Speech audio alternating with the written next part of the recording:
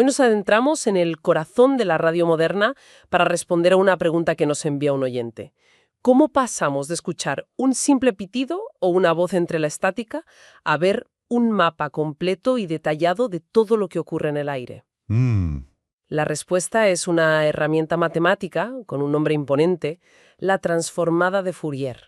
Que suena complicadísimo, sí. Sí, pero usando como guía manuales como el ARGL Handbook y las notas de campo de radioaficionados con sus Raspberry Pi, vamos a descubrir cómo esta idea, que parece casi mágica, se ha convertido en el superpoder que define la radio del siglo XXI. Es una pregunta fantástica, porque toca el núcleo de una revolución silenciosa. La transformada de Fourier es, esencialmente, lo que ha permitido que la radio pase de ser un arte a ser una ciencia visual y precisa. Claro. Es el motor que nos revela la huella espectral de cualquier señal, su ADN, por así decirlo. Y entenderlo es entender por qué un simple pincho USB de 20 euros puede hacer hoy lo que hace 30 años requería equipos del tamaño de una nevera. Y con un coste prohibitivo. Y un coste prohibitivo, claro. Vale, pues empecemos por el principio.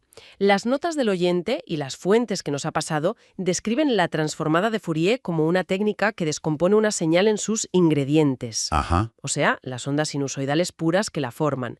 La analogía que más se repite es la de la partitura musical. Es muy buena esa analogía. En lugar de ver la onda de un sonido a lo largo del tiempo, como una línea que sube y baja, de repente podemos ver la partitura, que nos dice qué notas, qué frecuencias se están tocando y con qué volumen. Esa analogía de la partitura es el mejor punto de partida.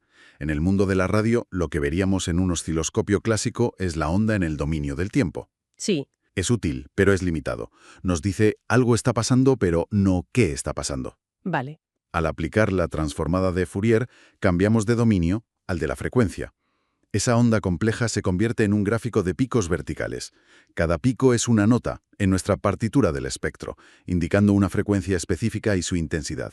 Esa analogía de la partitura musical es muy potente, ayuda mucho a visualizarlo, pero me pregunto si se queda corta. Bueno, siempre tienen sus límites. Una partitura es ordenada, pero el espectro de radio a menudo es un caos de ruido, de fondo, interferencias. ¿Cómo se ve ese ruido en el dominio de la frecuencia? ¿Aparece como un borrón en toda la partitura o tiene su propia estructura? Ahí es donde la analogía empieza a mostrar sus límites, y la herramienta su verdadero poder. El ruido, como el ruido térmico, suele aparecer en el dominio de la frecuencia como un suelo elevado y relativamente plano. ¡Ah! Es como un murmullo constante de fondo en todas las notas de la partitura. Pero las señales que nos interesan, las voces, los datos, las portadoras, sobresalen de ese suelo como picos claros y definidos. Claro, destacan. Exacto. Esto nos lleva a un cambio de paradigma total. Durante décadas, la radio era como navegar un océano en la niebla, girando un dial y esperando tropezar con algo.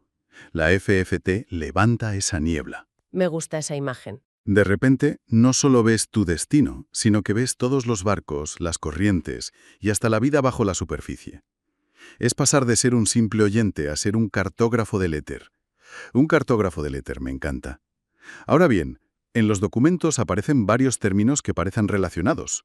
Serie de Fourier, transformada discreta de Fourier o DFT, y la famosa transformada rápida de Fourier, la FFT. No es un solo concepto, parece toda una familia de herramientas. Sí, lo son. ¿Por qué tantas variantes? Pues porque cada una resuelve un problema ligeramente distinto. La serie de Fourier es la idea original de Joseph Fourier y es perfecta para señales periódicas. Las que se repiten. Exacto, las que se repiten con un patrón exacto, como la onda cuadrada de un conmutador o una portadora de telegrafía en Morse. Pero la mayoría de las señales que nos interesan, como la voz o los datos, no son periódicas. Claro. Para ellas necesitamos la transformada de Fourier propiamente dicha. Y como en el mundo digital no trabajamos con ondas continuas, sino con instantáneas, con muestras, usamos su versión digital, la transformada discreta de Fourier, o DFT. Entiendo. La DFT es la versión adaptada a nuestros ordenadores y receptores SDR que trabajan con datos muestreados. Pero entonces, ¿qué papel juega la FFT, la transformada rápida? La rápida. ¿Es una versión mejorada o algo completamente diferente? Aquí está el verdadero punto de inflexión que hizo posible la radio moderna. La FFT no es una transformada matemáticamente distinta. Es un algoritmo, una receta de cálculo increíblemente eficiente para obtener el resultado de la DFT. O sea, Es el cómo, no el qué. Justo. Las fuentes destacan que, aunque la idea existía, fue su redescubrimiento y optimización en los años 60 lo que desató la revolución del procesamiento digital de señales. La diferencia en velocidad es asombrosa. A ver. El cálculo de la DFT requiere un número de operaciones del orden de n al cuadrado, donde n es el número de muestras. La FFT lo reduce a n por el logaritmo en base 2 de n. Eso suena muy técnico, pero ¿qué significa en la práctica para alguien con una Raspberry Pi? ¿Hablamos de que un cálculo tarde un segundo en vez de 2? No, no, no. Hablamos de la diferencia entre lo posible y lo imposible. Para un bloque de, digamos, 4096 muestras, algo muy común. Sí. La DFT a la fuerza bruta necesitaría unos 16 millones de operaciones. La FFT lo resuelve con unas 50.000. ¡Qué barbaridad! Es cientos de veces más rápido. Es la diferencia entre poder analizar una señal de radio en tiempo real mientras la recibes, obtener que grabarla, irte a tomar un café mientras el ordenador calcula y ver el resultado media hora después. Claro. La FFT es lo que permite que el waterfall, la cascada en la pantalla de nuestro SDR, se mueva fluidamente. Sin ella, la radio definida por software tal y como la conocemos, no existiría. Vale, ahora entiendo por qué es tan crucial. La DFT es el qué queremos conseguir, la partitura del espectro, y la FFT es el cómo lo hacemos a una velocidad que nos permite ver la música mientras suena. Eso es. Esto nos lleva directamente a la configuración práctica. Si abro un software como GQRX, las notas y los manuales insisten en que hay 3 parámetros clave que definen cómo funciona esta lente: la tasa de muestreo, la longitud de bloque y algo llamado venteaneo. Son los 3 mandos de nuestro microscopio espectral, y el primero, la tasa de muestreo, es el más crítico. El capítulo 18 de las fuentes lo relaciona directamente con el teorema de Nyquist, Una ley fundamental, ¿sí? que dice que para poder reconstruir una señal sin errores, la tasa a la que tomas muestras de ella debe ser, como mínimo, el doble de la frecuencia más alta que contenga, o en la práctica de SDR, el doble del ancho de banda que te interesa analizar. ¿Y qué ocurre si no cumples esa regla? ¿Simplemente pierdes la información de las frecuencias más altas? Ojalá fuera tan simple. Lo que ocurre es un fenómeno llamado aliasing, que es una auténtica pesadilla. El famoso aliasing. Las frecuencias que están por encima de lo que tu tasa de muestreo te permite ver no desaparecen, sino que se reflejan o se disfrazan como si fueran frecuencias más bajas dentro de tu rango de visión. Aparecen señales fantasma. Exacto. Imagina que intentas espiar una estación en 144 MHz con 100 y de repente ves una interferencia terrible que no logras eliminar. Podría ser una emisora de FM comercial muy potente que está en una frecuencia mucho más alta, pero que debido a un muestreo incorrecto se está colando en tu banda como un fantasma. Vaya. Por eso, si quieres ver 2 MHz de espectro, necesitas muestrear a, como mínimo, 4 megamuestras por segundo. Entendido. Así que la tasa de muestreo evita que veamos fantasmas. Una vez que tenemos esas muestras, el siguiente parámetro es la longitud de bloque. Supongo que se refiere a cuántas de esas muestras analizamos de una vez. Precisamente. Es el tamaño del trozo de señal que metemos en el motor de la FFT cada vez. Normalmente son potencias de 2, 1024, 4096, Ajá. y aquí nos encontramos con el primer gran compromiso del análisis espectral. Un bloque largo, con muchas muestras, te da una resolución en frecuencia exquisita. Los bins, o contenedores de frecuencia, son muy estrechos y puedes distinguir 2 señales que estén pegadas la una a la otra. Ideal para cazar una estación de telegrafía muy débil junto a otra muy fuerte. Justo. Pero el inconveniente es que es más lento y tienes peor resolución en el tiempo. No sabes con tanta precisión cuándo ha empezado o acabado una señal. Vale, entiendo el dilema. Pero ¿en qué situación un radioaficionado sacrificaría voluntariamente esa capacidad de distinguir 2 señales cercanas? ¿Hay algún modo de operación, quizá algo muy rápido, donde la precisión en el tiempo sea mucho más crítica? Absolutamente. Piensa en modos digitales que transmiten en ráfagas muy cortas, o si estás intentando localizar la fuente de un pulso de interferencia muy breve. Claro. Con un bloque largo, ese pulso podría quedar promediado a lo largo de todo el bloque y perderías la noción de cuándo ocurrió exactamente. Pierdes el instante. Pierdes el instante. Un bloque corto te da una resolución temporal excelente. Puedes clavar el momento exacto en que aparece una señal, pero a costa de que la resolución en frecuencia sea más pobre. Las 2 señales de telegrafía de antes ahora podrían aparecer como una sola mancha borrosa. La elección depende totalmente de si eres un astrónomo buscando un planeta lejano o un fotógrafo de deportes intentando capturar el instante exacto de un gol. Muy buena analogía, sí señor. Fantástico. Tasa de muestreo para evitar fantasmas, longitud de bloque como nuestro zoom para frecuencia o tiempo. Pero en las notas se menciona un problema curioso.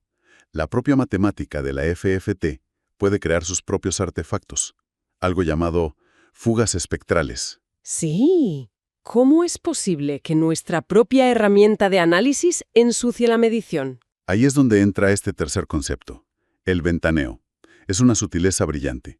El problema nace de una asunción matemática de la DFT. Asume que el bloque de datos que le das se repite infinitamente, como un patrón de papel pintado. Ya. Pero en la realidad, el final de tu bloque casi nunca empalma perfectamente con el principio. Se crea un salto artificial, una discontinuidad. Para la FFT, ese salto brusco es una señal de altísima frecuencia que no estaba ahí originalmente. ¿Y se inventa cosas? Y su energía se derrama o fuga a los contenedores de frecuencias adyacentes, ensuciando todo el espectro.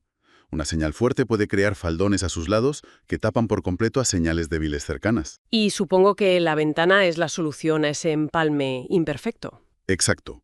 Una función de ventana, hay muchas, como Hahn, Hamming o Blackman, es una curva con la que multiplicamos nuestros datos. Esta curva es suave, empieza en 0, sube hasta 1 en el centro del bloque y vuelve a bajar a 0 al final. Ah, lo suaviza. Al aplicarla, forzamos suavemente que los extremos de nuestro bloque de datos se atenúen, garantizando que el empalme sea perfecto y eliminando esa discontinuidad. ¡Qué ingenioso! Esto reduce drásticamente las fugas, limpiando el espectro y permitiéndonos ver señales débiles muy cerca de otras fuertes. A cambio, el pico principal de la señal se ensancha un poquito, pero el beneficio en rango dinámico suele ser inmenso. Recuerdo la primera vez que conecté un SDR barato y vi un waterfall en la pantalla. Fue una revelación. Llevaba años escuchando la banda de 2 metros y para mí era sobre todo silencio con alguna voz ocasional. Te entiendo perfectamente. De repente vi docenas de pequeñas trazas de datos, señales digitales que eran invisibles para mi oído.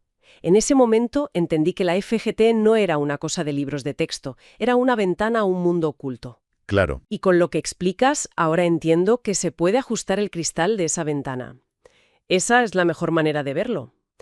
Con estos 3 parámetros, acabas de construir un analizador de espectro que, como decíamos, hace unas décadas era un lujo de laboratorio. La aplicación más inmediata es justo esa que describes, la monitorización de bandas en tiempo real, el waterfall.